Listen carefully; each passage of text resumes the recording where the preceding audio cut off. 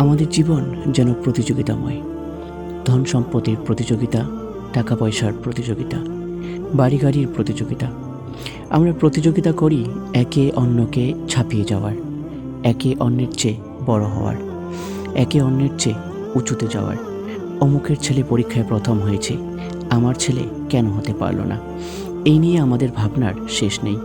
অমুকের মেয়ে সঙ্গীত প্রতিযোগিতায় সেরা পুরস্কার জিতেছে, আমার মেয়ে কেন বাছাই পর্ব থেকে ছিটকে পড়ল? সেটা নিয়ে ভাবতে ভাবতে আমাদের রাতের ঘুম হারাম করে ফেলি। মোদ্দা কথা, আমরা এক একটা র্যাট রেসের মধ্যে জীবন অতিবাহিত করি।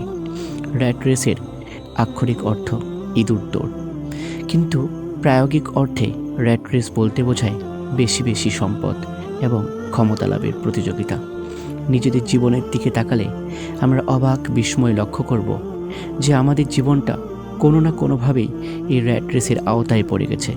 আমাদের টাকা চাই, অনেক টাকা, সেই টাকার পিছনে আমরা অবিরাম ছুটে চলি। আমাদের জীবনের লক্ষ্য ও উদ্দেশ্য হলো এই টাকা। আমি বিসিএস ক্যাডার কেন হব? কারণ আমার একটা সরকারি চাকরি চাই। সরকারি চাকরি হলেই আমি ধরে নিতে পারি যে আমার জীবনের নিরাপত্তা অনেকটাই নিশ্চিত হয়ে গেছে। ভালো স্কেলের স্যালারি, ভালো সুযোগ সুবিধা পাওয়া যাবে, অফিসের গাড়ি পাওয়া যাবে, নসিবে থাকলে একটা বাড়িও জুটে যেতে পারে।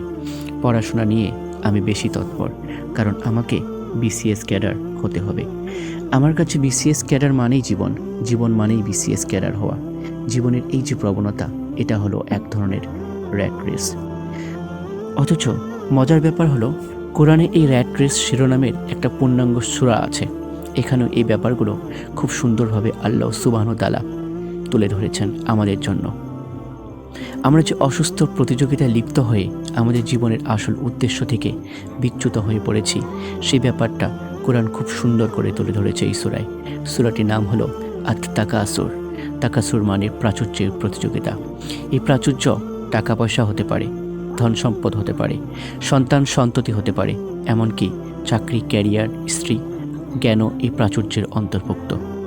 তাই বন্ধুরা, আমাদের উচিত এ সমস্ত কিছু সম্পর্কে ভুলে যাওয়া এবং পরবর্তী জীবন আখিরাত সম্পর্কে আমাদের সচেতন হওয়া। শুধুমাত্র এই ক্যাট রেসের মধ্যে নিজেকে লিপ্ত না করে জীবনটাকে খুব সুন্দর করে সাজিয়ে তোলা এবং পরবর্তী যে জীবন, সেই জীবনের জন্য, আখিরাতের জন্য কাজ করে যাওয়া। আল্লাহ হাফেজ।